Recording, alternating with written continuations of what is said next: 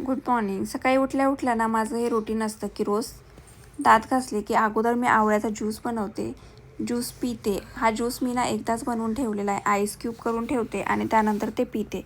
आता सकाळी ज्यूस पिऊन झाल्यावरती नंतर मी लागले ब्रेकफास्टच्या तयारीला. मुलाला पण स्कूलमध्ये ब्रेकफास्ट द्यायचा होता आणि आम्हालाही खायला होईल म्हणून दही धपाटे बनवून घेतले. त्यानंतर दुपारी मस्तपैकी सगळं कामावरून गेले होते मैत्रिणीकडे.